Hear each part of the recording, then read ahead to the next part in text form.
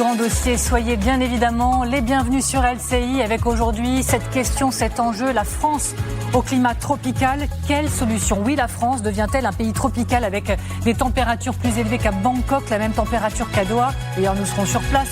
La France, pays du Sud, le jour le plus chaud, nous y sommes. Les grands enjeux de cette canicule historique, c'est avec Louis Baudin qui viendra les exposer à mes côtés, juste ici. Des records de chaleur sont battus avec une amplitude inquiétante et ce sera vrai demain et après-demain. Et après-demain, combien de temps cela va-t-il durer? On ne sait pas. Le pays va-t-il devoir se mettre à l'arrêt? Écoles, transports, hôpitaux, le système souffre. Parfois, c'est le système D surtout. Image stupéfiante à suivre de l'hôpital de Rennes avec des draps en guise de protection sur les fenêtres et des petits ventilateurs ici et là. Alors que faire pour changer la donne face à une situation durable? Et puis débattons. Êtes-vous pro ou anti-clim? C'est l'un des grands sujets du moment. Aujourd'hui, la France, elle accuse un retard énorme. 25% des logements équipés, c'est 90% aux États-Unis. Il y a ceux qui disent question de survie, d'autres qui crient au scandale. Et puis parlons argent, un chiffre choc aussi dans cette émission, 210 milliards d'ici 2030. C'est le coût, le lourd impact économique des vagues de chaleur sur notre système, les entreprises, les transports. Mais comme nous aimons voir, essayer de percevoir en tout cas la lumière quand tout est noir, est-il possible de faire naître de cette crise quelques opportunités? Oui, nous dit Thierry Breton sur LCI. Il est venu hier avec un plan, avec des chiffres, on vous le présente et on en débat donc. Le grand dossier, la France au climat tropical, quelle solution? C'est parti. On risque de battre des records absolus. Du côté de Rennes ou de Bordeaux, on attend 42 degrés. Et c'est vrai que vous parliez d'il y a 20 ans. Il y a 20 ans, on n'imaginait pas du tout, puisque j'en avais parlé pour 2050, des températures que l'on a déjà actuellement. Donc c'est vrai qu'on devient un pays de plus en plus chaud et un pays quasiment du Sud. Et on le voit notamment par rapport à la végétation. Le vignoble. Bientôt, on va faire, je pense, du vin en Normandie. Et pour tout comprendre, pour tout décrypter, je suis ravie d'accueillir sur ce plateau donc Louis Baudin, météorologue, TF1 LCI. Merci beaucoup d'être avec nous. Bonjour à vous, Frédéric Denré. Merci vraiment d'avoir accepté l'invitation. Vous êtes journaliste pour Marianne, spécialiste des questions environnementales. Valérie Nataf, je suis ravie de vous retrouver, bien sûr, éditorialiste politique LCI. Guillaume Roquette, bonjour à vous, directeur de la rédaction du Figaro Magazine. Si vous voulez savoir s'il fait chaud, regardez la couleur de la veste de Guillaume Roquette. Eh bien, il fait chaud, très chaud, effectivement, confirmation sur ce plateau. Et Jean-Louis Etienne viendra nous rejoindre dans cette émission, médecin explorateur. Avant toute chose, on prend la direction du terrain pour vous retrouver, Brandon Warrett. Merci beaucoup d'être avec nous. Avec Gaspard Bunel, vous sillonnez les transports parisiens depuis des heures maintenant. Vous êtes dans un bus. Est-ce que tout cela ressemble à un calvaire ? Un calvaire, c'est le mot, effectivement, c'est même un euphémisme. Bonsoir Amélie, regardez sur ce thermomètre, 41 degrés à 17h cet après-midi. On regarde attentivement les degrés augmenter au fil des minutes. En fait, nous sommes sur un bus qui est assez représentatif de la situation parce qu'il part du nord de Paris pour rejoindre le sud et notamment ces barres qui sont extrêmement chaudes.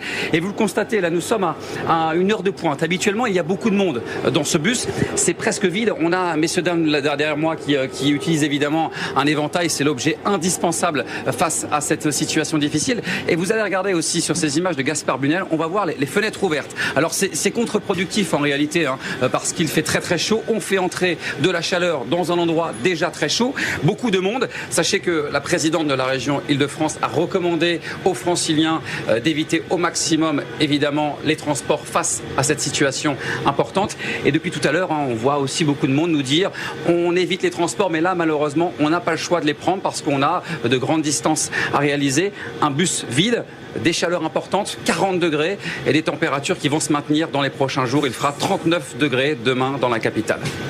Merci beaucoup Brandon Warrett avec Gaspard Bunel depuis le terrain. Bon courage à vous dans les transports, messieurs. Alors la France bientôt pays du Sud, la France déjà pays du Sud, parlons-en des records, des chiffres fous, parlons-en des explications et demandons-nous combien de temps ça va durer. C'est bien sûr la question que nous avons tous à l'esprit et heureusement nous avons Louis Baudin pour nous éclairer. Oui, un peu de pression pour commencer. La France vous attend, vous écoute, vous regarde. Alors Louis Baudin, regardons pour commencer ensemble la carte des températures de cet après-midi. C'est un tableau historique. Oui, complètement. Déjà, la vigilance, regardez, tous les départements sont en vigilance. Et curieusement, c'est finalement tout près de la Méditerranée qu'on a encore quelques départements qui échappent, notamment ici autour du golfe du Lion, mais pour l'essentiel, une vigilance et qui va jusqu'au rouge, notamment du sud-ouest à l'Île-de-France et à la Bretagne. Et à la Bretagne. Ce que l'on sait avec certitude, Louis, c'est qu'il y a déjà eu des records de température nocturne battus la nuit dernière. Exactement, et cet après-midi, voilà les valeurs que l'on attend. Alors ça, c'est les températures que l'on a eues cette nuit. Vous voyez qu'on reste au-delà des 20 degrés, et même par endroits, plus de 24 degrés, 25. Il y a même eu un 27 degrés en Charente, donc on n'est pas descendu en dessous. Ça pourrait être les maximales à cette époque de l'année. Et voilà les maximales attendues cet après-midi. Vous voyez qu'on dépassera les 35 degrés quasiment partout. Une petite exception, Cherbourg, 27 degrés, mais 38 à Paris, 36 à Strasbourg.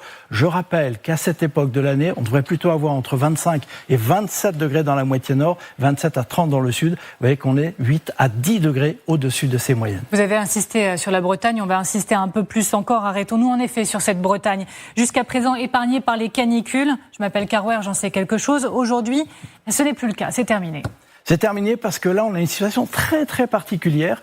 L'air très chaud qui remonte d'Espagne, qui arrive ici du Maghreb, est plutôt sur la moitié ouest de la France. On le voit avec cette carte. Dans l'est, finalement, c'est presque respirable, tout est relatif, mais on voit que l'axe des températures très élevées, et d'ailleurs si on était sur l'Atlantique, on aurait la même chose, des températures qui peuvent dépasser les 40 degrés. Voilà pourquoi, pour une fois, les températures les plus élevées sont enregistrées dans l'ouest, du côté de La Rochelle par exemple. On dit souvent en bord de mer, allez, on est un peu épargné. Eh ben non, là l'air est tellement chaud qu'on peut là aussi atteindre les 40 degrés. Et la question, je le disais, que tout le monde se pose, c'est combien de temps ça va durer. Regardez, demain ça continue, on va regarder la nouvelle carte vigilance, cette fois pour les prochaines heures. Est-ce qu'on peut la regarder ensemble ? Elle est là. Voilà, on est passé à 54 départements en rouge. Voilà, et c'est historique, donc on le redit encore une fois. Écoutez ce que dit la ministre de la Santé, Stéphanie Risse, c'était ce matin sur TF1. On est parti pour quelques jours, au minimum quelques jours, de très très chaud. Pour l'instant, nous n'avons pas de certitude sur le jour où les températures vont baisser. On espère pour la fin de semaine, mais honnêtement, je ne peux pas confirmer aujourd'hui ça. Alors, oui, effectivement, alors, la suite, moi je viens de regarder les modèles avant de venir et quand même ils confirment qu'à partir de samedi, on va changer de masse d'air petit à petit. Cette langue d'air chaud là qui résiste va être repoussée petit à petit vers l'est. Donc entre samedi et dimanche quand même, les températures devraient sérieusement baisser. Et on pourrait même repasser sous les 30 degrés. Ça peut paraître totalement incroyable, mais sous les 30 degrés, on respirera quand même un petit peu mieux. Comme le disent les enfants, en tout cas le mien, on va compter les dodos. Merci beaucoup. Merci Louis Baudin. Alors, ce n'est pas qu'un épisode, disent la plupart des spécialistes. C'est pas qu'un épisode, c'est maintenant notre réalité. Est-ce que vous êtes d'accord avec ça ? Et puis, est-ce qu'on peut dire même... la France n'est plus un climat tempéré. Est-ce que vous dites, vous aussi, nous sommes un pays du Sud et il faut maintenant l'intégrer ? La France descend vers le Sud, elle est attirée vers le Sud depuis que le changement climatique, il est là. Ça fait à peu près 25 ans que je travaille sur le changement climatique. Le premier bouquin que j'ai écrit, c'était l'Atlas du changement climatique au début des années 2000. Et donc la France est attirée vers le Sud et il fait chaud à Paris aujourd'hui comme il faisait chaud à Barcelone il y a 20 ans, pour faire très court et très caricatural. Est-ce qu'on a changé de climat ? Non, on est toujours sous un climat tempéré, mais avant c'était un climat tempéré doux, tranquille. Là, c'est un climat tempéré, c'est un peu comme l'ambiance politique générale, brutal, violent, polarisé, entre un hiver de plus en plus, je parle sous le contrôle de mon voisin de droite, avec un hiver de plus en plus doux, c'est-à-dire de plus en plus humide, et puis des étés de plus en plus longs, de plus en plus secs, et entre les deux, des intersaisons qui font ce qu'elles peuvent pour transmettre l'énergie de l'hiver à l'été, donc des intersaisons brutales. Par contre, dans le sud de la France, notamment en région Occitanie, sur le bassin d'Our-Garonne, là, on s'achemine vers un climat proche de celui qui était celui du Maroc, il y a une vingtaine d'années, c'est-à-dire un climat, parfois même dans les Pyrénées-Orientales, semi-aride. Alors, c'est un débat qu'on peut avoir avec certains autour de nous, ceux qui disent « Attention, mais stop au catastrophisme. C'est pas si grave, il faut savoir relativiser. » Vous en faites partie ou pas, Guillaume Roquette ? Je suis assez curieuse, là, pour le coup. Moi, je suis un climato-réaliste, c'est-à-dire que de toute façon, on n'y peut rien. La réalité, en tout cas, c'est que ce ne sont plus des épisodes exceptionnels. Moi, je me souviens, quand j'avais 11 ans, c'était en 1976, il avait fait très chaud, et on en parlait encore 10 ans après. Aujourd'hui, c'est tous les mois quasiment qu'il y a une canicule. De mémoire, il y en a une à la fin du mois de mai. Donc, il va falloir apprendre à vivre avec ça. Évidemment que c'est quelque chose d'inquiétant, mais malheureusement, comme c'est un phénomène mondial, que nous, Français, on n'est pas honnêtement très responsables de ce qui se passe, parce qu'on fait partie des bons élèves, notamment grâce à l'énergie nucléaire. C'est pas nous qui avons émis tout ce gaz à effet de serre qui aujourd'hui nous met sous une espèce de cloche. Oui, Donc, mais c'est chez nous que ça s'accélère le plus, là. Oui, ça s'accélère le plus chez nous. C'est pour ça qu'il faut qu'on change notre logiciel. Jusqu'à présent, on disait, je pense qu'on y reviendra plus tard, on n'a pas besoin de climatisation parce que ça, c'est quelques jours par an seulement, les grosses chaleurs. De toute évidence, ça, c'est en train de changer. À ceux qui disent stop au catastrophisme, vous répondez quoi, moi aussi, je suis dans les optimistes parce que je pense que la prise de conscience, elle est maintenant enfin globale à peu près partout. Qu'ensuite, les solutions techniques, on les a. Donc maintenant, c'est à l'humain d'agir. Alors là, on n'y est pas du tout. L'humain n'est pas encore suffisamment solidaire, fonctionne pas suffisamment bien par rapport aux autres. Il n'est pas suffisamment altruiste. Donc là, c'est tout le travail que l'on a à faire. En fait, se civiliser. Là, aujourd'hui, la planète nous dit, les hommes, là, vous êtes 8 milliards. Ça va pas du tout ce que vous êtes en train de faire. C'est vrai, on parle du climat, mais on pourrait parler de la biodiversité, on pourrait parler de la pollution, on pourrait parler... Donc là, on laisse un impact aujourd'hui que la Terre ne peut pas absorber. Donc c'est demain, comment est-ce qu'on change, comment est-ce qu'on se civilise? Alors à 8 milliards d'individus, parce que c'est à 8 milliards, il n'y a pas de frontière pour ça. Oui, il y a un peu de travail, mais on peut le réaliser. L'histoire nous montre qu'on a réussi à le faire. Donc je pense que si on s'y met vraiment, si on décide enfin d'être des gens un peu plus altruistes, pensant un peu plus à l'autre, on peut le faire, oui. C'est presque un peu de fraîcheur là qui arrive sur le plateau. Ouais, je suis peut-être trop optimiste, mais il y a des arguments pour ça. On n'est pas contre, franchement, ça fait du bien. Allez-y, Valérie. Non, mais on a vu en 2003, avec la première canicule, en fait, celle dont on se souvient encore, là, pour le coup, 24 ans après, même si celle de 76 est restée dans les mémoires. Pas né. Si, j'étais née, et il y avait même un impôt sécheresse qui avait été inventé à cette époque. Donc j'étais née, j'avais plus de 11 ans, Guillaume. Mais bon, il y avait un accident climatique en 2003. C'est comme ça et donc le premier réflexe politique, c'était l'empathie. Et donc c'est pour ça qu'on avait accusé à l'époque le ministre de la Santé de manquer d'empathie, de ne pas être venu vers ceux qui souffraient de cette chaleur. 24 ans plus tard, 23 ans plus tard, on est passé à une normalité climatique d'une certaine manière. Et donc, la politisation de la canicule, là, on se la prend vraiment fort. Parce que quand vous dites... Tout le monde est convaincu, cher Louis, que de la nécessité de modifier éventuellement nos manières de faire, nos transports, nos manières de produire, etc. Il y a un grand pays qui s'appelle les États-Unis. Je crois qu'ils sont pas tout à fait au même niveau de conscience, ou en tout cas, s'ils en ont conscience, ils n'ont pas envie de faire grand-chose. En revanche, les Chinois, grâce à une prise de position de l'opinion publique, ont commencé à modifier leurs usages. Pas assez, il y a encore beaucoup de charbon, etc. Mais les Chinois, eux, la Chine, ce grand continent, d'une certaine manière, a beaucoup plus avancé que n'ont avancé les États-Unis. Et y a-t-il eu un léger manque de prise de conscience quand on regarde, vous savez, vous connaissez bien la personne dont je vais parler, Evelyne Delia, qui en 2014 s'est prêtée à l'exercice de la projection pour 2050. Je m'arrête là, il suffit de regarder, c'est stupéfiant. Dans l'après-midi, on atteindra ou dépassera encore les 40 degrés, 41 à Agen, 41 à Strasbourg, 40 dans la capitale, 42 pour Lyon et jusqu'à 43 degrés prévus à Nîmes. Voilà, et donc ça c'était 2050, petit rappel, nous sommes en 2026 et regardez de quoi on parle désormais, de villes menacées, 10 villes qui seraient bientôt même invivables. Donc voilà, dans cet arc sud, donc Marseille, la Seine-sur-Mer, Avignon, Halle, Martigues, Montpellier, Sète, Agde ou encore Perpignan. Je vous vois acquiescer de la situation et pardon, je vais ramener un peu de catastrophisme mais j'entretiens mes légendes. Est-ce qu'effectivement il y a eu un manque de prise de conscience et que la situation s'aggrave beaucoup plus que ce qu'on pouvait imaginer? C'est pire que ça, Amélie, la prise de conscience, la prise de conscience est là. On est tous conscients qu'il y a un changement climatique, on est tous conscients que c'est lié à nos émissions de gaz à effet de serre, on est tous conscients qu'il y a des villes qui vont devenir effectivement invivables. Et là, je regarde Arles.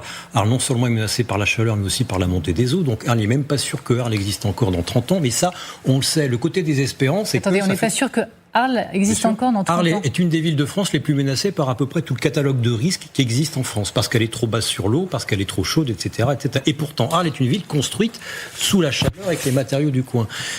Tout ça, ça fait 30 ans qu'on le sait. La prise de conscience, on l'a fait, mais il n'y a pas eu d'action. Et à la limite, c'est presque logique, c'est très humain. Face à quelque chose qui est devenu tangible, mais contre lequel on ne pense pas savoir quoi faire, en fait, on ne fait rien, on préfère ne pas voir. Par contre, là, il y a une responsabilité, c'est nos gouvernements successifs, je parle bien à l'échelle de l'État, pas des collectivités. Les questions qu'on se pose aujourd'hui, sur la climatisation, sur mettre des volets, sur les salles de classe, on se les posait déjà en 2003, on se les a posées en 2019, en 2022, en 2023, et là, on découvre que nos villes sont pas adaptées. Mais qu'est-ce qu'on a fait pour les adapter ? Rien. Il est aujourd'hui toujours impossible, dans des secteurs sauvegardés de grandes villes comme Paris, de mettre des volets parce que les architectes des bâtiments de France les interdisent. On continue aujourd'hui à louer des chambres de bonne qui n'étaient pas occupées à l'origine il y a 100 ans, qui servaient d'espace tampon entre la toiture et les derniers étages.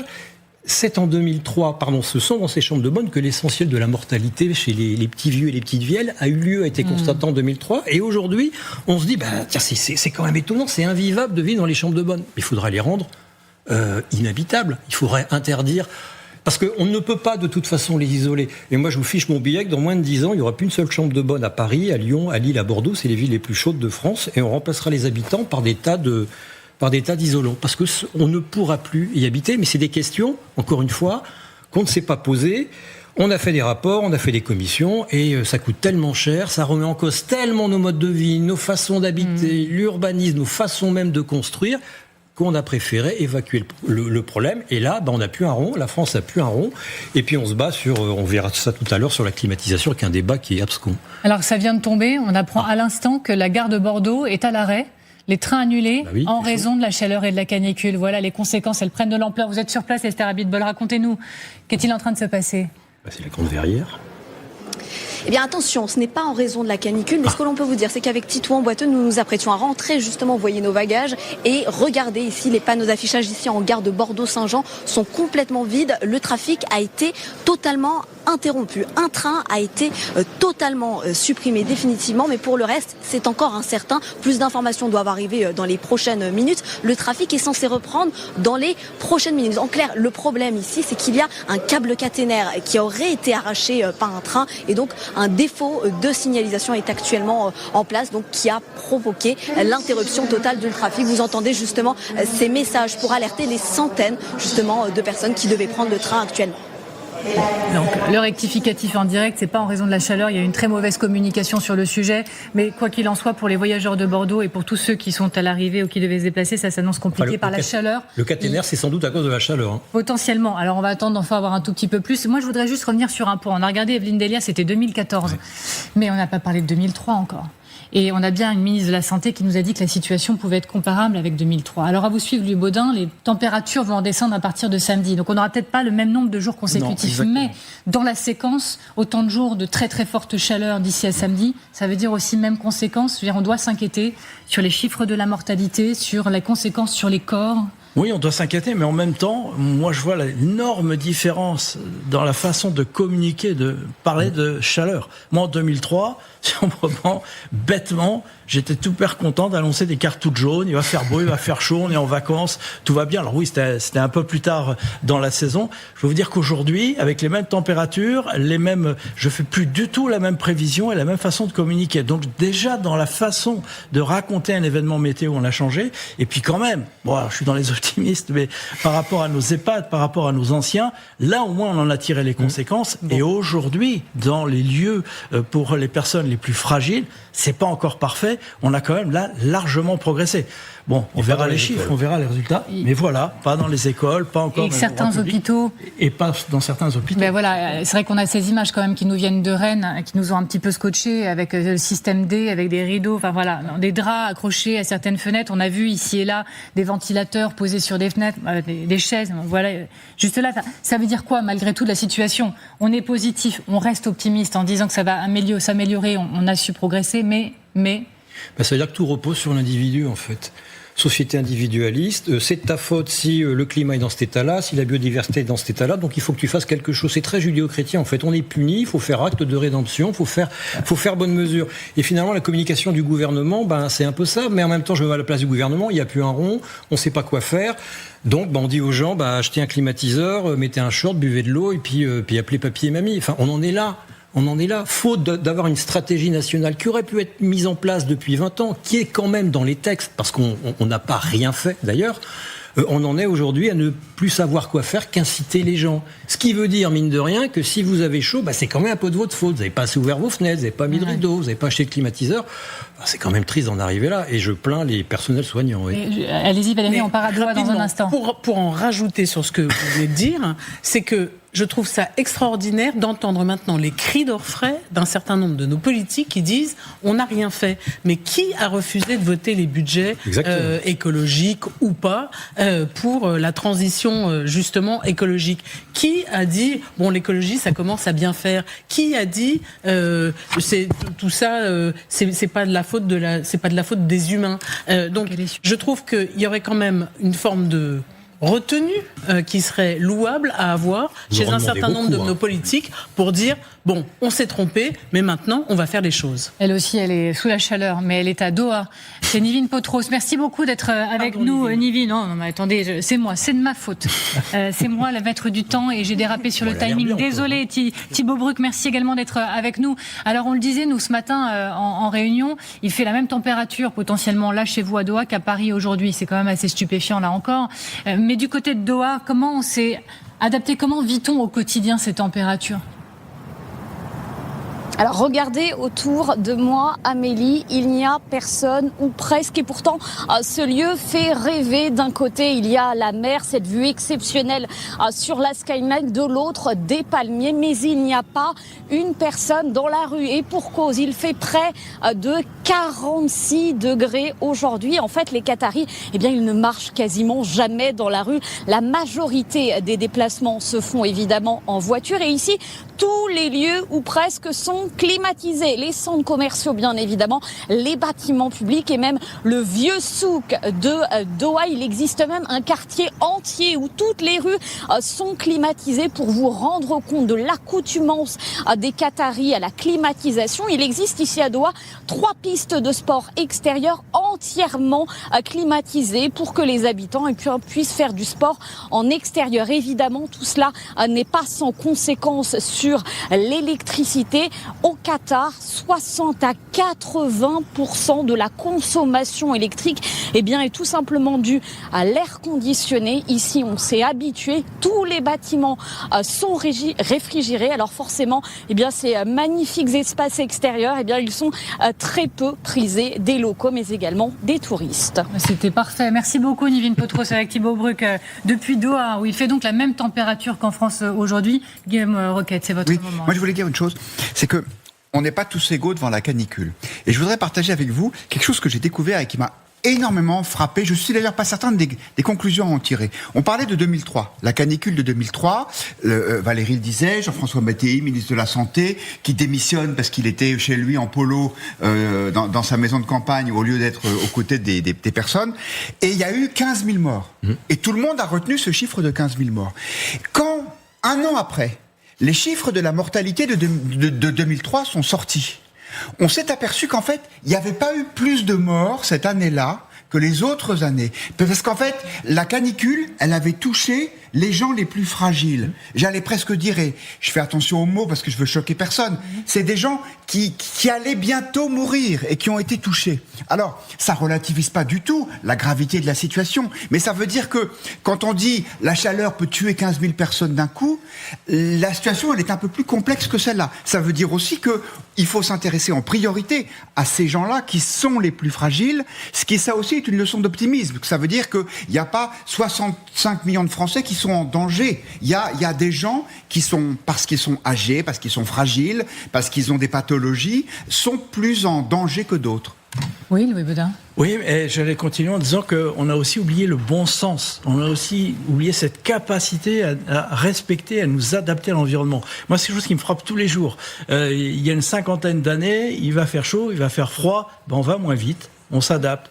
Aujourd'hui, non. Tout va tellement vite qu'on veut continuer à avoir la même activité, le même rendement, les mêmes activités, qu'il fasse beau, froid, chaud, très chaud. Eh ben, non. L'environnement qui nous entoure, on vit dedans toute sa vie, et à un moment, il faut l'écouter, il faut le respecter. Et c'est ce qu'on n'a pas fait ces dernières années. Et là, on commence à le payer très cher à travers le réchauffement, mais bien d'autres particularités comme la biodiversité, comme la pollution aujourd'hui. Comment est-ce qu'on va se défaire de cette pollution, notamment à travers les océans? Dans un instant, 2 invités. Le premier est particulièrement hors norme. Il est au cœur des préoccupations en ces temps de canicule historique. Certains le détestent, d'autres l'adorent. Je veux parler du climatiseur qui fait son entrée sur ce plateau, aidé par Guillaume Deblé. Je l'en remercie, rédacteur en chef formidable de l'émission. Certains le rejettent avec force, je vous le disais, ce climatiseur. Là, hop, il est juste là, regardez. Il est pour certains nocif pour l'environnement, contre-productif, et pour d'autres, bien s'en priver. C'est du masochisme et c'est de l'idéologie. Donc on a hâte de savoir ce que vous en pensez, Jean-Louis Etienne. Merci beaucoup d'être avec nous. C'est vous, surtout, bien sûr, notre formidable invité. Je vous en prie, juste ici, vous êtes le bienvenu. Médecin explorateur, grande voix, bien sûr, dans notre pays. On va vous entendre sur ce débat de la clim, de la manière dont nous nous adoptons dans notre société, des risques qui nous attendent. Et puis on va aussi parler argent. Ben oui, puisqu'il y a un chiffre choc qui émerge. 210 milliards d'euros d'ici 2030. C'est le coût. Le lourd impact économique des vagues de chaleur sur notre économie, les entreprises, les transports. Mais comme, encore une fois, nous aimons bien percevoir la lumière, le vent d'optimisme, Thierry Breton est venu hier sur ce plateau avec un plan et il voit, lui, il déplore la situation, mais peut-être des opportunités qu'il faut essayer de saisir pour mieux gérer l'avenir. On en parle et on en débat dans un instant. À tout de suite.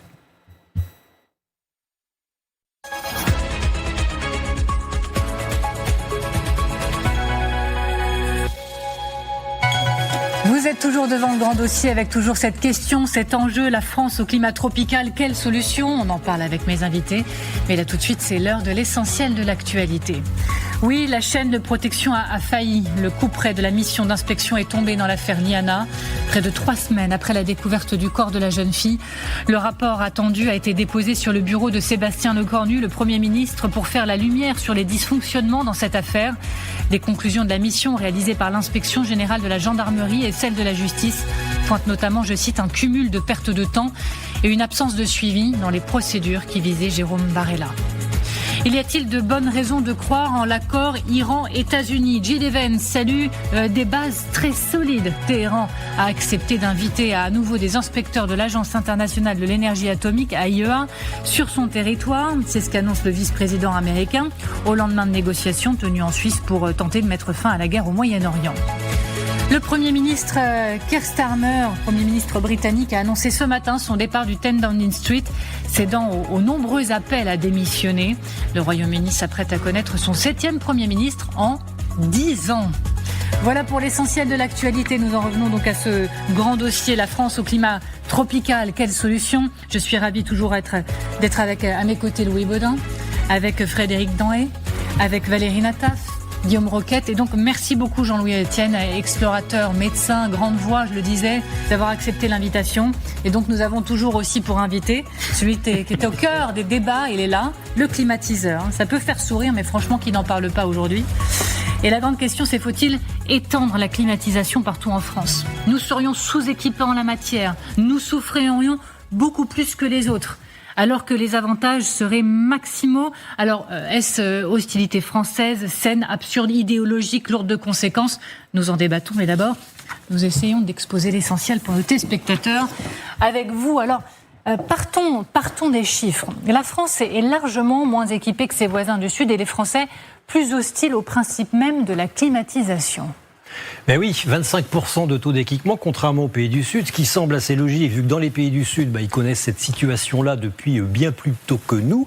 Nous, on a 2 problèmes. Un, on aime sans doute aussi un peu souffrir en France, puis on aime donner des leçons à tout le monde, mais à raison, parce que si vous parliez tout à l'heure de conscience écologique, s'il y a un pays d'Europe où elle est arrivée, jusque chez nos politiques, nonobstant leur action ou leur inaction, c'est la France. Et donc la France a quelques pudeurs à utiliser le climatiseur sous prétexte, on le verra après, de pollution, et alors même que l'essentiel de l'électricité française est décarbonée, contrairement aux pays du Sud, qu'on a vu tout à l'heure, pour lesquels l'électricité est essentiellement carbonée. Donc un logement sur 2 climatisé dans le Sud, 1 sur 10 en Bretagne. Voilà. Oui, chez vous, et ça va arriver partout, y compris chez moi, dans le nord de la France. Tout le monde aimerait être climatisé dès aujourd'hui.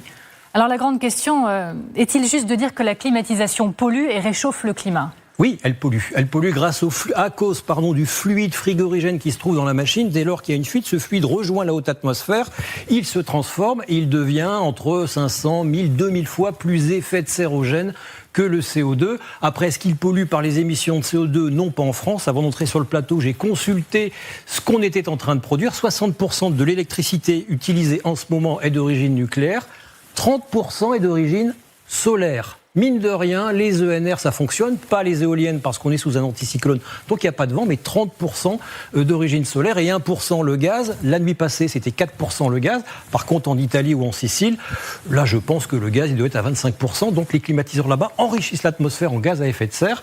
Et effectivement, quand vous avez une rue commerçante avec des climatiseurs qui ramènent vers l'extérieur la chaleur de l'intérieur, oui, on peut avoir localement du plus 4, plus 5 degrés. Ça, c'est les dernières études. On sera plus 1,5 à plus 2,5 à l'échelle de Paris, c'est un peu au doigt mouillé quand même. De toute façon, si tout le monde était climatisé, la température de l'air augmenterait encore, ce qui justifierait encore un peu plus la climatisation. Sauf que, bémol, la climatisation est basée sur une température de départ de 18-19 degrés, si ma mémoire est bonne. Si on la mettait à 23 degrés, on ne serait peut-être pas un plus 1,5 à plus 2,5, on serait à moins. Vous êtes excellent. Alors du coup, je vous pose une question supplémentaire. Symbole de ces hésitations qui existent dans le pays, il y a un cas qui monte, dont on parle beaucoup ces dernières heures, c'est le fameux CHU de Nantes, qui sera achevé dans 2 ans. Mais seulement la moitié des locaux seront climatisés et ça fait hurler, et notamment les syndicats. Ils ont raison, ils n'ont pas raison. Ils ont raison parce qu'effectivement, dans un hôpital, on imagine que toutes les chambres devraient être climatisées. Non, pas forcément. D'autant plus que... Pas forcément. Les salles d'opération, oui. En soins palliatifs, oui. Les malades les plus fragiles, oui.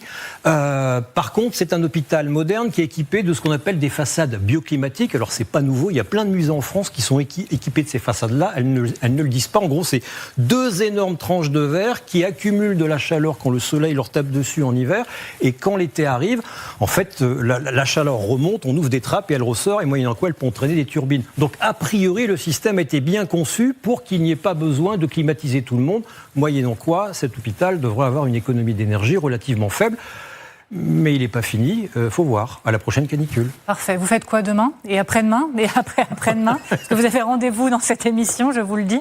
Merci beaucoup, c'était parfait, vraiment. Jean-Louis Etienne, ne pas climatiser suffisamment, être réticent à la climatisation, selon vous, c'est de l'hérésie, de l'idéologie ou ça fait sens ? Il y en a qui en ont vraiment besoin. Et oui. Vous savez, quand la température extérieure atteint ou dépasse la température du corps, c'est-à-dire 37, on est en situation vraiment très grave. Donc le clim là que vous avez, c'est un dépanneur. C'est intéressant, il faut faire un trou dans la fenêtre, mais ça permet effectivement de dépanner. Les villes sont des chauffages par accumulation. Donc ça accumule énormément. Par contre, ce qu'il faut faire pendant la journée, c'est arrêter le soleil. Un appartement est une serre. Si vous laissez passer le truc. Donc il faut vraiment, il y a des rideaux spéciaux, ça c'est pas quand même des chantiers énormes, chacun peut le faire à son niveau si vous voulez. Déjà, fermer l'accès au soleil, c'est super important. Et donc ce sont des choses qui sont à la portée du citoyen. C'est ça que j'aime bien de dire. Souvent, vous faites une conférence, les gens ils disent, mais vous trouvez qu'ils en font trop ? Assez, pardon. Et qui ? Vous voyez, ça veut dire les autres. Et vous, qu'est-ce que vous faites ? Vous avez une maison, oui, vous mettez des panneaux solaires sur le toit. Vous allez faire le plein de la voiture avec le soleil, parce qu'on va avoir une voiture, vous voyez. Et puis, vous allez suivre le soleil. Mardi, il fait beau, vous faites la lessive avec le soleil. Vous voyez ce que je veux dire ? Devenez des acteurs de cette transformation. C'est ça qui est important. Il y a ceux qui disent les climatiseurs, c'est contre-productif, c'est mauvais pour l'environnement, cette résistance. Mais ils le disent quand ils sont dans une pièce tranquille. Enfin, je veux dire, quand vous avez quelqu'un qui est vraiment en difficulté, d'avoir un climatiseur, ça va sauver la vie de quelqu'un. Vous voyez ce que je veux dire ? C'est un outil. Maintenant, ce que j'ai vu là, il faut anticiper, c'est-à-dire, effectivement, faire de l'isolation des bâtiments. Moi, j'habite dans le pire des bâtiments, c'est en verre, à Beaugrenelle, dans le bâtiment en verre. C'est une serre. Vous voyez ce que je veux dire ? Donc, je suis allé acheter des rideaux et tout d'un coup, j'ai gagné 5 degrés. Donc, chacun peut être un acteur de la solution. C'est ça que j'aime bien de dire. J'entendais les mots de Bruno Le Maire, l'ancien ministre, qui disait ce matin que la France, elle est déclassée face au réchauffement climatique. Nous sommes un pays déclassé aujourd'hui. Non. Voilà, ça vous fait tous réagir. Allez-y, vous aurez la parole juste après. Allez-y. Mais c'est énorme, la machine climatique, c'est planétaire. Vous voyez ce que je veux dire ? Donc, on doit pouvoir... Il faut passer des énergies de stock, pétrole, gaz et charbon, à des énergies de flux. C'est-à-dire de l'électricité décarbonée. On a conscience de la situation et dans l'intelligence des solutions. Il faut aller vite. Je vous disais, en dehors tout à l'heure, j'ai fait une conférence à l'école des mines. Il y en a beaucoup qui veulent la dégringolade économique, etc., donc se replier un petit peu. Je dis, les 30 glorieuses, elles sont pour vous. On vous reprochera un jour de ne pas avoir été lancé. 2050, c'est génial. La neutralité carbone, on doit pouvoir y arriver.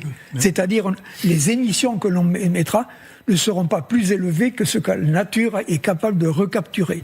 C'est ça l'objectif. Et là, encore une fois, c'est de l'investissement, quoi. Alors quand j'ai dit France déclassée, c'est pas moi, c'est Bruno. J'ai entendu sur ma gauche, j'ai dit non. Alors j'aimerais bien le décryptage et la verbalisation.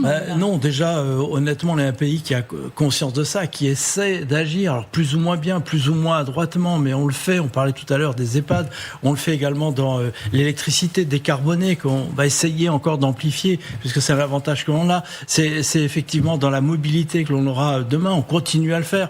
Moi, j'ai activité une grosse usine d'automobile dans le nord de la France, qui est la plus grosse en France. Je peux vous dire que chacun des employés s'échine à essayer de moins produire de déchets, moins produire d'énergie. Bientôt, l'usine sera en autonomie totale. Donc chacun, son niveau, que ce soit au niveau industriel ou personnel, en France, on fait partie de ces pays. Je ne dis pas encore que c'est parfait, mais donc non, on n'est pas du tout déclassé. Alors après, aux bonnes politiques, de pouvoir amplifier ça, de pouvoir continuer à se développer en matière de technologie et sociétalement, mais en tout cas, on n'est pas décroché du tout, au moins sur ce plan-là. Allez-y, Guillaume. Oui, moi je pense qu'on est déclassé dans notre réponse.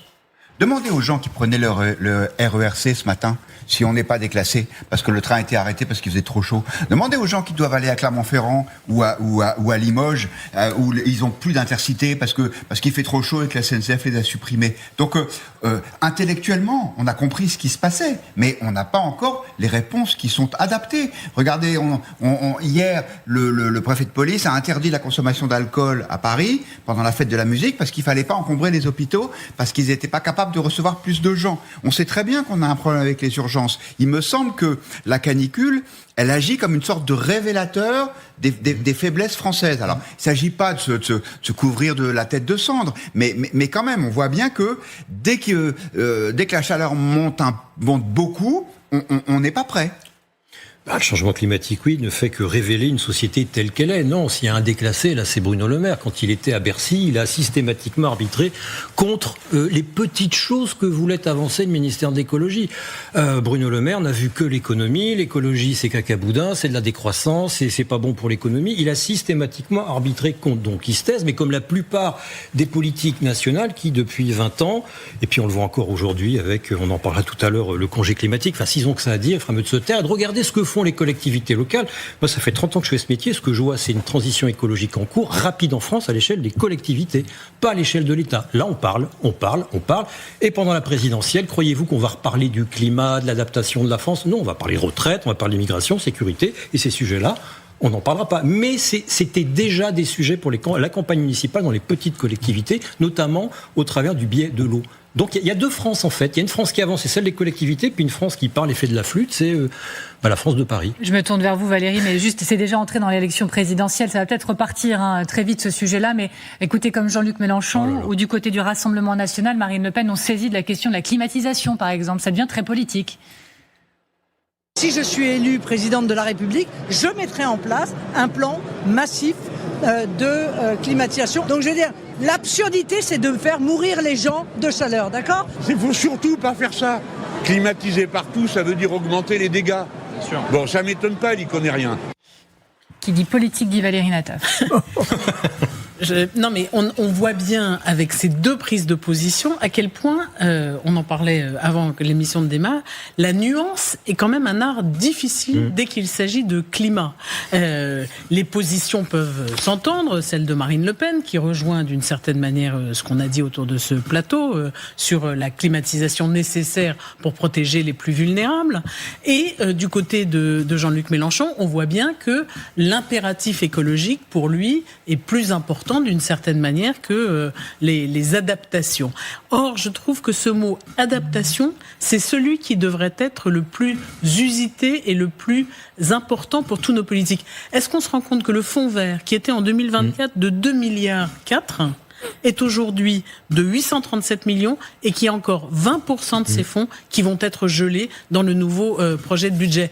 On est ventriloque, en fait. On dit qu'il faut faire des choses et puis finalement, on ne les fait pas. On ne fait pas grand-chose. Parlons économie. Louis Baudin, vous l'imaginez, légèrement débordé en ce moment et affilé. Mais Marc Toiti, je vous en prie, faites votre entrée sur ce plateau. Parce que ensemble, conseiller économique et taureau, bonjour à vous Marc Toiti. Bonjour. Il faut qu'on parle de chiffres. Il faut qu'on parle aussi de risques économiques avec cette situation. Moi, je vous propose d'écouter ce que disait Nicolas Dose, notre éditorialiste économie sur LCI ce matin, sur ce risque économique que nous encourons en ce moment. Regardez. Globalement, à chaque degré supplémentaire, on perd 3% de productivité. La nouveauté, c'est que ça devient un phénomène structurel, ce qu'on ne disait pas en 24 ou en 2025, c'est-à-dire les chaleurs extrêmes deviennent maintenant un risque économique avec lequel il faut apprendre à vivre. Et en effet, cette hausse des températures fait redouter le pire pour les économies européennes. Il y a un rapport qui vient de tomber, une étude d'Allianz Trade qui dit qu'avec un coût estimé entre 5 et 7% pour la croissance entre 2026 et 2030, tout ça aura un effet très perturbant pour notre économie, jusqu'à 210 milliards d'euros de pertes d'ici 2030. Là, je vous laisse la main. Moi, j'ai tout donné en termes d'économie.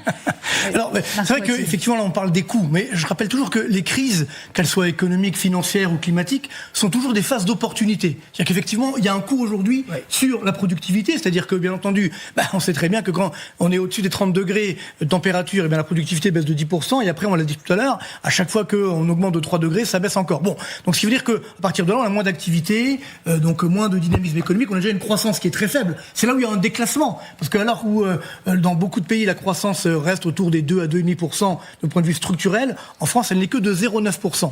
Donc c'est vrai que si aujourd'hui on doit imposer la climatisation ou autre, ça sera des coûts, notamment pour l'État. Or, comme l'État est surendetté, où va-t-il trouver l'argent? En augmentant encore les impôts, ce qui va évidemment pas arranger la situation. Donc, et c'est en cela que, moi je suis d'accord, il faut surtout pas opposer l'économie et l'écologie. Parce que les deux vont dans le même sens. Normalement, ils vont dans le même sens. Comment fait-on? Eh bien, si justement on développe l'innovation. Donc la clé aujourd'hui, je pense qu'elle est là. C'est-à-dire que pour affronter ce choc climatique, il faut trouver des nouvelles sources d'énergie, des nouvelles technologies de l'énergie, peut-être au travers de la climatisation par exemple, mais de façon à moins détruire la planète. Vous voyez, donc c'est là où on peut réconcilier les deux. Donc c'est là où il y a un déclassement de la France malheureusement. C'est que malheureusement, regardez aujourd'hui, quel est le pays dans le monde qui investit le plus dans la recherche-développement dans les énergies renouvelables? La Chine. La Chine, bravo. C'est incroyable. Et donc la France, évidemment, est complètement décalée. Donc c'est ça le danger. C'est que ça fait des années qu'on voit qu'il y a ce réchauffement, des années qu'on voit qu'il y a des canicules qui arrivent. Et malheureusement, il y a des procès d'intention, mais on ne réagit pas concrètement. Il n'y a pas des mesures concrètes parce qu'on n'a pas justement les reins assez solides d'un point de vue économique, également d'un point de vue budgétaire, parce qu'on n'arrête pas d'avoir, évidemment, ces dérapages publics. Alors, le regard de Jean-Louis Etienne, il faut réconcilier économie et écologie aujourd'hui dans notre pays? Tout à fait. Alors, il est évident que quand il fait chaud, le budget fond. On est d'accord. C'est ce qu'on peut en tirer comme conclusion, si vous voulez. Donc, il faut isoler le budget. Non, je suis d'accord avec vous.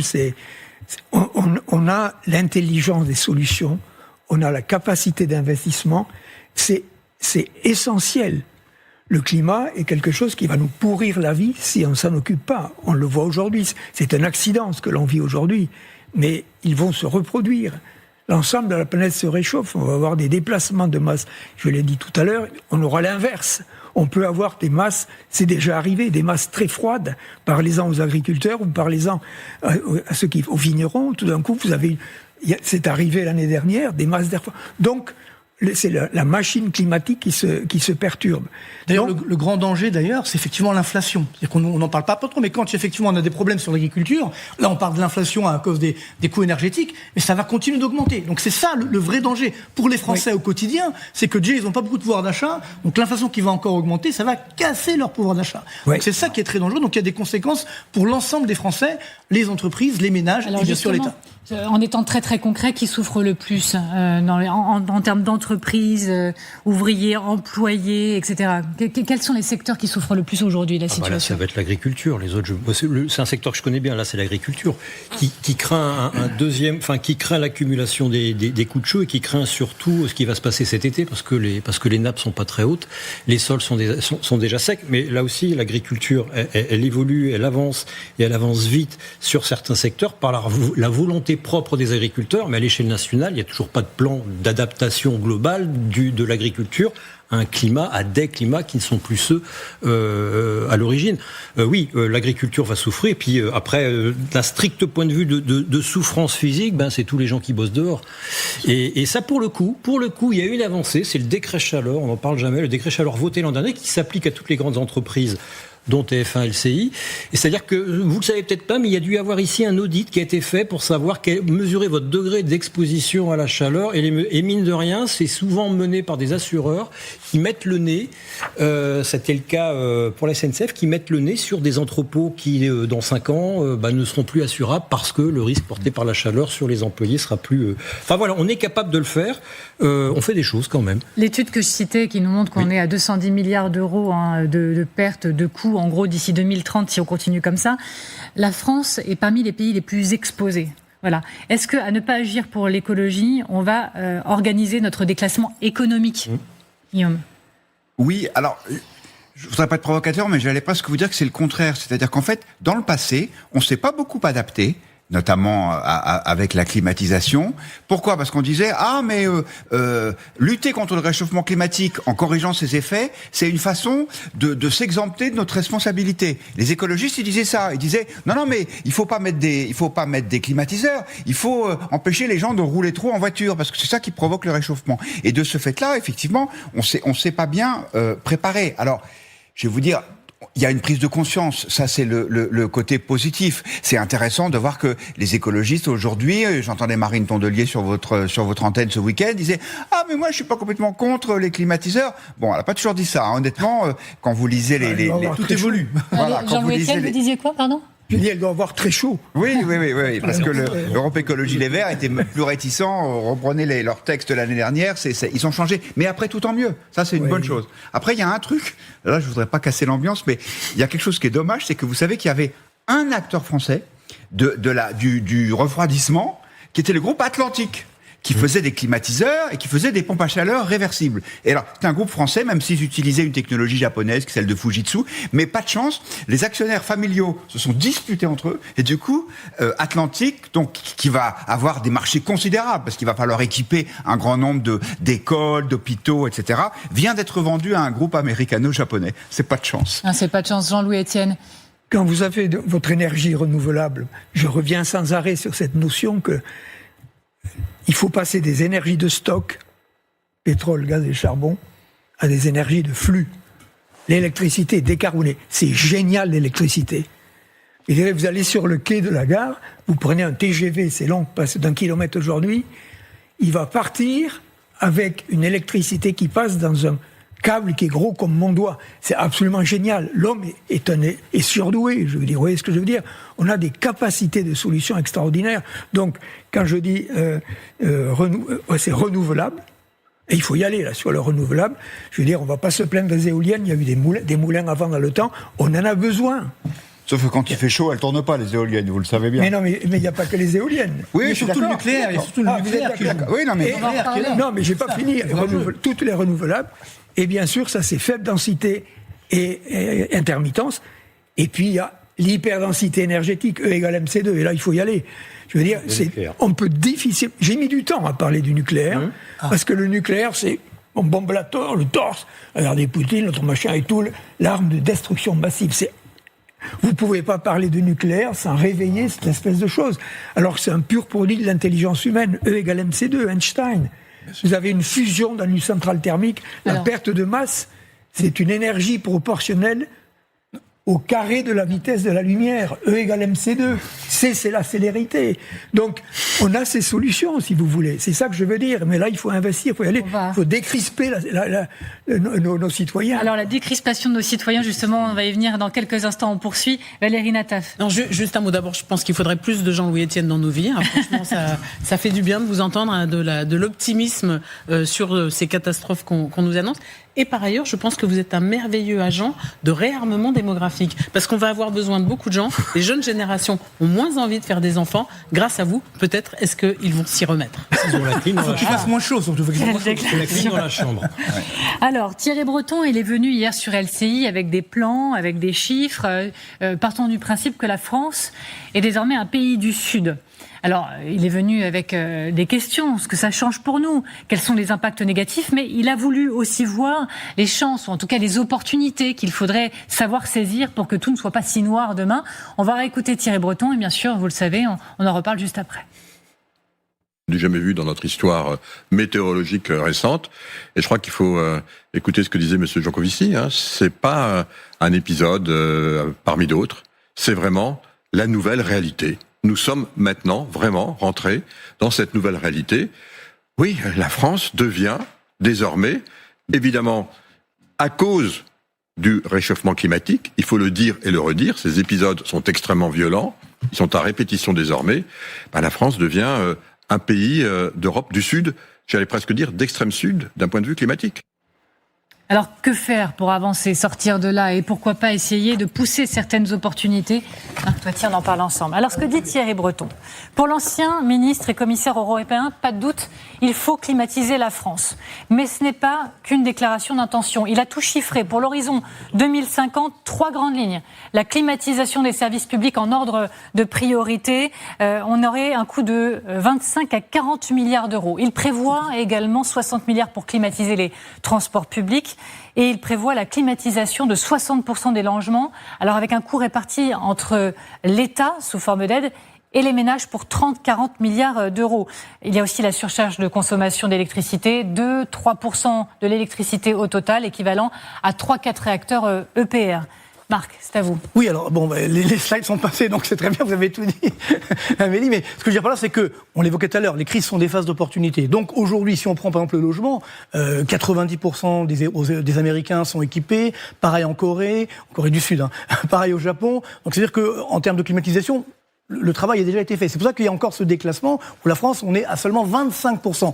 Donc ce qui se propose, c'est de monter effectivement à 60%. Et bien entendu, on pense aux personnes les plus en danger, j'ai envie de dire, comme on vient de voir effectivement au niveau des EHPAD, par exemple, ou des hôpitaux. Donc un coût minimum de 40 à voire 60 milliards d'euros. Donc ce n'est quand même pas rien. Et après, le vrai enjeu, c'est là, évidemment, pour l'État. Comment va-t-il pouvoir financer ces 10 à 15 milliards ? Je pense que les coûts, d'ailleurs, sont assez faibles, finalement. Et aussi un coût des ménages. Or, aujourd'hui, les ménages qui ont déjà des problèmes de pouvoir d'achat. Si en plus ils ont un surcoût en termes d'équipement justement de cette climatisation, là aussi, est-ce qu'ils vont avoir les moyens de faire face à cela ? Mais comme on l'évoquait à l'instant, le vrai enjeu, c'est l'énergie.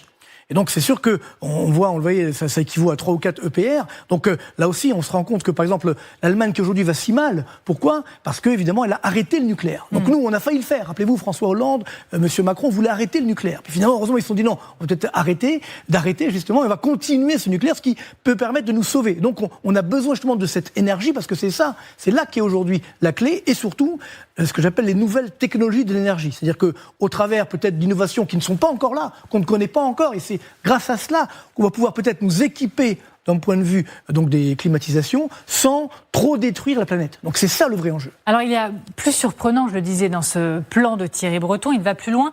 Et pour lui, la France, si elle fait des efforts d'adaptation nécessaires, elle pourrait aussi bénéficier de certains aspects du changement climatique. Alors on parle de quoi ? De nouvelles cultures, de tourisme, expliquez-nous. Oui, c'est-à-dire ça, en fait, c'est l'enjeu, je dirais, d'opportunité. C'est-à-dire que finalement, si ça se confirme, alors on vient de le voir, peut-être ça ne sera pas le cas, peut-être demain il fera davantage froid, donc, mais admettons, si ça se confirme, on va pouvoir développer d'autres, encore une fois, activités. Donc c'est là, les crises sont des phases d'opportunité. Opportunité, par exemple, pour tout ce qui est dans l'agriculture, des vignes, des oliviers, etc., les fruits. Le tourisme, bien entendu, même si on a attiré beaucoup de touristes, il faut que ça continue. Et bien sûr, l'énergie solaire. Où là, justement, on va pouvoir transformer également cet avantage finalement climatique, c'était un inconvénient, ça devient un avantage, puisqu'on va pouvoir transformer ces canicules en énergie solaire. Et ça, il faut développer également. On est très en retard d'un point de vue de l'énergie solaire par rapport à d'autres pays. Donc, c'est vrai que souvent on le dit, oui, mais il n'y a pas de soleil en France. S'il y en a, et que ça se confirme, à ce moment-là, on pourra justement améliorer notre production d'énergie, en plus bien sûr du nucléaire. Marc-Toiti, merci. Merci beaucoup. Jean-Louis Etienne, est-ce que vous dites, en fait, aujourd'hui, il faut assumer notre statut, notre nouveau statut de pays du Sud. Il faut l'assumer pleinement pour pouvoir aussi en saisir les possibilités. C'est-à-dire, on est un pays du Sud comme l'Espagne, le Portugal, etc. Oui. Développons le tourisme comme le font l'Espagne ou le Portugal. Evelyne Delia aussi disait ce matin, bientôt on fera du vin en Normandie. Bon, est-ce qu'il faut de toute façon l'intégrer ? On vit une alerte. C'est une alerte aujourd'hui qui nous arrive, si vous voulez. Heureusement, ça ne va pas se multiplier tous les jours. Mais vous avez parlé effectivement de tous ces investissements. pour le public aussi. Je suis toujours le défenseur des hôpitaux, des écoles et tout ça, des bâtiments publics, bien sûr qu'il faut le faire. Mais il y a une partie de la population qui a les moyens pour le faire. Vous voyez ce que je veux dire ? Quand vous parlez politique d'une manière globale, on parle des citoyens. Mais dans les citoyens, il y a une bonne partie de gens qui sont capables, effectivement, qui ont les moyens de faire des petits... Aujourd'hui, vous achetez des panneaux solaires, ils sont faits en Chine, ils sont pas chers, ils sont très bons. Devenez les acteurs de la solution. C'est ça qui est important. Vous voyez ce que je veux dire ? Parce que si on parle global, chacun c'est dans son coin, il dit « Oui, moi j'ai pas réussi à machin, t'as fait le dossier. » Vous voyez ce que je veux dire ? Ça peut prendre un siècle. Alors que chaque citoyen, je suis sûr que vous pouvez, vous avez les moyens de mettre sur votre toit quelque part. Oh, non. Mais surtout, ça donne envie. C'est-à-dire qu'on peut dire on fait des économies d'énergie. Oui, donc ça peut permettre de payer vous en parler à votre voisin, vous allez le convaincre. C'est ça qui est important, de créer une dynamique, ne pas parler sans arrêt de la globalité de l'État qui est en souffrance, quoi. Allez-y Guillaume, j'avais à vous. Oui, parce qu'effectivement, c'est vraiment la tentation française absolue, c'est de se tourner vers l'État. Oui. C'est-à-dire que on parlait tout à l'heure de la canicule de l'été 2003. Qu'est-ce qu'on fait ? On demande la tête du ministre, comme si ça allait changer quoi que ce soit. Et le problème est trop diffus, trop général, et l'État trop impécunieux pour qu'on puisse compter sur lui pour résoudre ça. Est-ce que il faut assumer que nous sommes un pays du Sud et en transformer les désagréments en opportunités. Voilà, arrêter de subir et essayer de se construire différemment. Déjà, avant d'avoir des opportunités, il faudra déjà avoir une stratégie. Il faudra déjà avoir une cohérence à la tête de l'État. Sur la rénovation énergétique, par exemple, ça change d'une loi à l'autre. Les financements aussi. La rénovation énergétique n'a été pensée que pour l'hiver, pas pour l'été. Point final. Et des logements qui ont été rénovés récemment devront être rénovés pour résister à l'été. Donc, opportunités, oui, il y en a plein. Jean-Louis parlait, et on en parle depuis tout à l'heure, des panneaux solaires. La France était leader mondial dans les années 90. C'était un de mes premiers papiers dans les années 90, et on a laissé s'échapper cette filière-là. Ensuite, faut éviter, parce que ça c'est très français. Alors il y a le manichéisme traditionnel, on est pour, on est contre la climatisation, puis ça fait débat politique, puis pendant ce temps on ne parle de rien. Et puis il y a le culte du Saint Graal. On a cru que c'était le tout nucléaire, ensuite on a prétendu, mais non, ce sera les ENR. Là, les chiffres que je vous ai donnés tout à l'heure montrent que c'est le mix des deux, 60% de nucléaire, là, il y a une demi-heure, et 30% d'ENR. En n'oubliant pas que les énergies renouvelables, en l'occurrence là, le solaire, le rendement baisse avec la chaleur. Donc tout équipé en panneaux photovoltaïques, oui, mais il faudra quelque chose en plus au cas où les rendements baisseraient. Enfin, dernière chose sur la climatisation. M. Breton est très gentil, mais pourquoi 60% des logements climatisés ? Pourquoi pas 70 ou 30 ? En fait, il en va de la climatisation comme des grandes bassines. C'est pas que c'est inutile, c'est pas pour ou contre, c'est il en faudra, mais pour quel usage ? Et il en faudra quand on aura épuisé toutes les autres solutions. Donc la climatisation, oui, mais quand on aura... Tiens, je vous pose juste une question, c'est une publi de l'INSERM du mois de janvier. Qu'est-ce qui est le plus efficace pour éviter la mortalité pendant les canicules ? Alors moi, je mets mon t-shirt dans l'eau. Voilà. Et je mets mon t-shirt à l'échelle d'une ville. Je mets la casquette dans l'eau et c'est les arbres. Les arbres. C'est les arbres. C'est la densité et la hauteur de la végétation dans un rayon de 500 mètres. C'est la première chose à faire avant la rénovation énergétique. C'est la végétalisation. Et pour avoir une bonne végétalisation, il faut ouvrir le macadam, avoir un sol nu, destiner les eaux de pluie. C'est ce que font beaucoup de communes. Et regardez, je vous montre juste une petite vidéo qui commence à faire un petit peu de bruit. C'est un homme sur Instagram qui montre, il prend la température sous le sol jusque sous les arbres. Enfin, je le raconte très mal, donc je vous propose de le regarder. Regardez. Voilà, donc on est à Paris, proche du parc Montsouris, dans le 14e. On va faire des relevés de température, vous allez halluciner, regardez. 62 degrés, ,9. Ok, on avance, on va rentrer dans le parc. Un petit peu marre de répéter 20 fois les mêmes choses, puisque ça fait des années qu'on fait ces relevés de température. Et que quand arrive l'hiver, bien entendu, il y a une amnésie collective. Et on oublie que les arbres sont importants. Voilà, dans le parc. 53,4. On avance. Sous les arbres. Vous allez voir la différence. Pelouse au soleil. 29. Bien évidemment, ça baisse. Vous avez levé le doigt. Allez-y. Oui, ça baisse, il a raison. Alors, on va à l'ombre, on est mieux à l'ombre, mais surtout, l'arbre, il y a une évapotranspiration. Un chêne de 50 ans, 60 ans, un être, perspire, il transpire 200 à 250 litres par jour. En Amazonie, on appelle ça les rivières flottantes.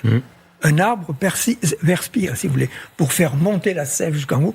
Voilà. Donc vous avez l'ombre et vous avez l'hygrométrie que procure la forêt. Et donc c'est important. Il a raison, je le connais bien.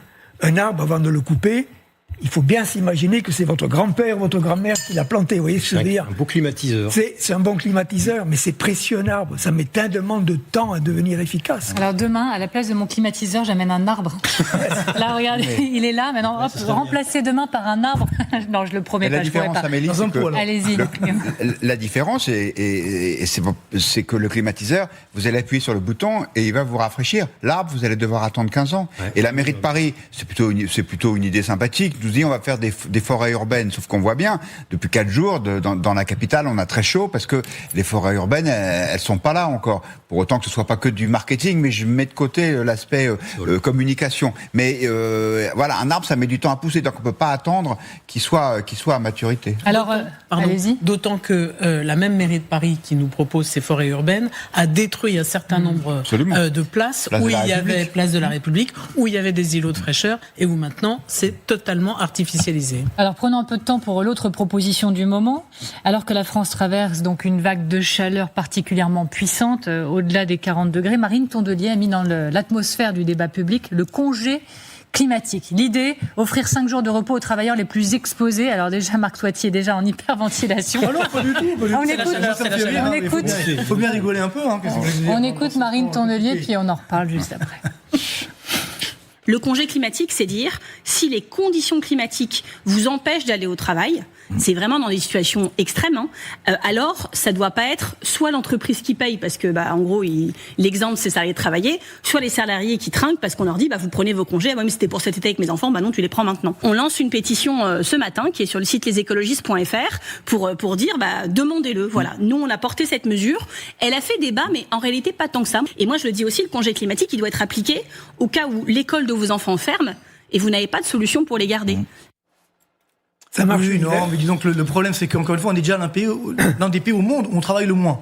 Donc si effectivement, à chaque fois qu'il y a un problème, on va faire des congés en plus, puis qui va financer derrière. On a sur le même problème. C'est-à-dire que, n'oublions pas aujourd'hui que l'État français, on parlait tout à l'heure de l'État, et je suis d'accord avec vous, il a dépensé n'importe comment. Cette dette publique qui est en train d'exploser. Tous les pays font des efforts, sauf nous les Français. Donc le danger, c'est qu'on augmente encore les impôts, justement, pour casser le pouvoir d'achat des ménages. Et donc il n'y aura pas de moyens, justement, pour encore moins financer des jours supplémentaires. Non, et puis il faut aussi responsabiliser les Français. Encore une fois, c'est vrai que c'est dur ce qui nous arrive aujourd'hui, mais on peut quand même se protéger. C'est un accident, voilà. Il faut donner, je dirais, des grandes perspectives. Mais là, si à chaque fois qu'il y a un problème, on l'a vu avec le corona, etc., on s'arrête de travailler, on s'arrête de vivre, on va pas s'en sortir. Et surtout, encore une fois, on est dans un monde ouvert. Donc tous les pays aujourd'hui s'équipent. On parlait de la Chine tout à l'heure, innovent. Et nous, on se dit, non, finalement, on va travailler moins et puis ça va solutionner le problème. C'est triste. Sa référence, c'est l'Espagne qui l'a mis en place. Oui, l'Espagne a une culture de la chaleur depuis toujours. L'Espagne ne se contente pas de faire cette petite mesurette un peu ridicule. L'Espagne, les horaires de travail sont décalés, les Espagnols vivent le soir, les commerces sont fermés le midi. Mais j'ai juste une question à poser à Marine Tondelier, c'est mais attendez, s'il fait chaud, vous allez chez vous, mais ça suppose que chez vous, vous êtes évidemment climatisé, que vous aurez un meilleur temps, un meilleur climat que au sein de l'entreprise. Mais c'est comme le télétravail. Promouvoir le télétravail en cas de canicule, oui, et seulement si c'est climatisé chez vous. Si c'est pour se prendre la canicule chez vous, autant rester au boulot où c'est climatisé, comme ici. Jean-Louis Etienne, sur le congé climatique. Et je ne sais pas quoi dire. Ça veut tout dire déjà. C'est pas une raison. Je ne suis jamais en congé. Non. Elle dit cette phrase, elle dit personne ne devrait risquer sa santé ou celle de ses proches simplement pour aller travailler. Tout à fait. Alors il y a effectivement les personnes qui aujourd'hui travaillent dehors. Ça, c'est un problème. Oui. Effectivement. Donc, cette notion de congé, je pense qu'il y a une négociation avec l'entreprise qui doit falloir faire. Mais ça existe déjà. Dans le BTP, il y a un certain niveau de chaleur, c'est un motif de chômage technique et vous êtes indemnisé. Voilà. Donc, cette idée de congé climatique, c'est déjà le cas dans un certain nombre. Alors, peut-être pas dans tous les secteurs qui nécessitent d'être dehors. C'est vraisemblablement pas vrai pour les agriculteurs ou pour un certain nombre d'autres personnes. Les policiers ou les gendarmes qui sont dehors, voilà. Mais pour le BTP, en tout cas, c'est déjà le cas. Oui. existe. Oui. Vous vouliez aller au bout, non? Non, non, non, c'est évident que, mais c'est du bon sens, quoi. Hein. À un moment donné, si les gens risquent, on peut se décaler, on peut commencer le matin à 6 heures. Je veux dire, il y a des flexibilités, tout le monde sera content de travailler en dehors de ces périodes de canicule. Il y a quand même beaucoup de pays dans le monde où justement il fait très chaud, même beaucoup plus chaud qu'en France, et puis finalement on s'adapte justement au niveau des horaires, au niveau de la climatisation et autres. Et donc c'est vrai qu'aujourd'hui on entend beaucoup d'ailleurs de salariés qui disent je préfère être finalement au travail où c'est climatisé que chez moi où justement il n'y a pas la clim, il fait encore plus chaud qu'ailleurs. Donc voilà. Mais c'est cette démagogie qui est dangereuse si vous voulez, et puis surtout c'est là où la France est déclassée. C'est-à-dire que il y a un problème qu'aujourd'hui, on devrait se dire, on va essayer de réagir en créant justement, en faisant de l'innovation. Nous on dit, non, finalement on va moins travailler et ça va solutionner le problème. Non, c'est pas comme ça qu'on va arriver à lutter contre justement ces crises. Donc c'est ça qui est triste. Et ce qui est encore plus triste, c'est que parfois certains jeunes justement, qui sont dans la fleur de l'âge, qui devraient justement avoir envie de se battre, se disent, non, finalement, on va tout arrêter, on va prendre l'argent là où il est, etc. On va piquer l'épargne des gens. Et puis, non, c'est pas une solution. Donc il faut regarder la réalité en face et prendre les bonnes mesures. Oui, je suis d'accord avec ça. Je pense que Marine Tondelier, elle est en campagne électorale et donc il faut qu'elle essaie de trouver des trucs pour faire parler d'elle, surtout pour faire oublier que les écologistes, c'est plutôt le frein, appuyer le pied sur la pédale de frein contre les climatiseurs. Donc elle a trouvé ça. Effectivement, c'est oublier que dans beaucoup de secteurs, il y a déjà des accords de ce type et que les gens qui doivent de toute façon sortir, être dehors malgré la grosse chaleur, c'est parce qu'ils peuvent pas faire autrement et parce que effectivement, ou bien ils s'occupent du maintien de l'ordre, ou bien un agriculteur qui doit aller chercher ses animaux, et ben celui-là, il va prendre un congé et en laissant les vaches dehors. Alors, elle donne un autre exemple qui est très concret, ce sont les fermetures d'écoles. Par exemple, il y a des établissements à Paris, ils sont fermés depuis mardi, ils vont être fermés toute la semaine. Et elle dit, voilà, pour les parents dont les enfants se retrouvent privés d'école, est-ce qu'il ne faudrait pas... Le problème ne se pose pas. Voilà. Si les écoles sont climatisées... Oui, mais là, aujourd'hui, elles ne le sont pas. Pour beaucoup d'entre elles, elles sont fermées, les parents se retrouvent sans pouvoir gérer, et elles proposent potentiellement cette solution. Oui, d'accord. Donc on va prendre les enfants à l'école. Alors mes enfants sont grands, j'ai plus le problème. Puis on va les mettre chez soi. Mais si chez soi c'est un four, à quoi ça va servir ? En fait, le niveau du débat politique sur ce sujet-là comme d'autres, il est affligeant. Finalement, tout ce qu'on entend, c'est pour ou contre la climatisation et un congé climatique. Enfin, quand est-ce qu'on va parler d'une adaptation globale de la France, de l'économie, de nos modes de vie ? Quand est-ce qu'on va se réunir à l'échelle de tous les partis politiques, de l'Assemblée, du Sénat pour en parler ? Alors même que les textes sont déjà là, mais qui ne sont pas mis en application. Enfin, c'est consternant. Vous avez raison, mais ça occulte aussi un autre débat qui aura beaucoup occupé nos débats, c'est la décroissance comme solution. Ouais. Et ça, c'est vrai que c'est un débat, c'est assez radical, mais ça réglerait peut-être. Ça ne fonctionne pas la décroissance. Non, mais je suis pas en train de défendre une partie ou une autre. Je dis juste que c'est un débat qui existe. Je parlerai plutôt de sobriété. Pareil. Voilà. Parce que comment voulez-vous qu'on se partage les produits de la décroissance alors qu'on ne sait pas se partager les produits de la croissance ? Vous avez raison. Exactement. Vraiment très court. La transition climatique, l'adaptation au réchauffement, ça va nous coûter très cher. Il faut collectivement qu'on travaille davantage pour financer tout ça, plutôt que d'avoir le réflexe de mettre des congés supplémentaires. Jean-Louis Etienne, merci beaucoup d'avoir été notre invité. Guillaume Roquette, merci. Valérie Nataf, merci à vous. Merci à vous, Marc Toiti. C'était passionnant de vous recevoir. Vous êtes une révélation pour nous. Frédéric Doré, vous êtes de retour demain, c'est dealé. Merci en tout cas à vous, surtout de nous regarder. Je vous donne un rendez-vous sur LCI. C'est ce soir à 21h. Vous pouvez nous poser toutes vos questions sur cette canicule historique. Posez vos questions grâce au QR code qui est juste en bas de l'écran. C'est orchestré par Darius Rochemin. Donc le QR code, vous le flashez, vous le scannez. Vous posez vos questions et Evelyne Delia sera là pour vous répondre. C'est l'heure de l'essentiel de l'actualité sur LCI avec Sylvia Micone. Bonjour à vous, Sylvia. Bonjour. Sylvia, on commence par ce drame à Carpentras. Oui, 2 enfants de 2 et 4 ans ont été retrouvés morts dans une voiture. Le parquet précise que la piste de la canicule est privilégiée. Ce sont les pompiers du Vaucluse qui ont découvert 2 enfants en arrêt cardiovasculaire après avoir reçu un appel. La mère a été prise en charge par les secours et n'a pas encore été entendue. 54 départements en vigilance rouge. Canicule, c'est donc la nouvelle vigilance pour demain. La situation est historique. Aux 49 départements rouges aujourd'hui, 5 s'ajoutent donc. 39 millions de personnes sont concernées. Plus de 90% de la population française seront sous vigilance orange ou rouge. On ne sait pas encore quand cet épisode prendra fin. Et puis la chaleur qui affecte le fonctionnement des écoles. 1352 écoles sont fermées ce lundi. 4000 établissements ont aménagé leurs horaires en raison de températures trop hautes dans les classes. Et c'est le ministre de l'Éducation qui a fait le point tout à l'heure. On va l'écouter. Nous avons au total 1352 écoles ou établissements scolaires qui sont fermés aujourd'hui, essentiellement des écoles, et 4042 qui ont procédé à des aménagements, ces aménagements consistant principalement dans des aménagements d'horaire, donc avec des élèves qui sont libérés plus tôt, généralement à 13h maximum, ou parfois des établissements qui ont eu recours à d'autres salles, des salles municipales, médiathèques, etc., climatisées, pour pouvoir y scolariser leurs élèves. Un rapport qui interpelle, celui sur l'affaire Liana, il a été rendu tout à l'heure. Sébastien Lecornu parle d'une inspection qui établit une vérité d'une extrême gravité. La chaîne de protection a failli, déclare le Premier ministre, en raison d'une succession d'erreurs, de négligences, d'inaction et de mauvaises décisions. Enfin, sachez que 134 personnes ont été mises en détention provisoire pour violences sexuelles sur des mineurs depuis le réexamen de 70 000 plaintes demandées par le garde des Sceaux, Gérald Darmanin, qui sera l'invité du 20h de TF1 ce soir. Voilà, restez avec nous à suivre David Pujadas pour 24 heures. Très belle soirée sur LCI.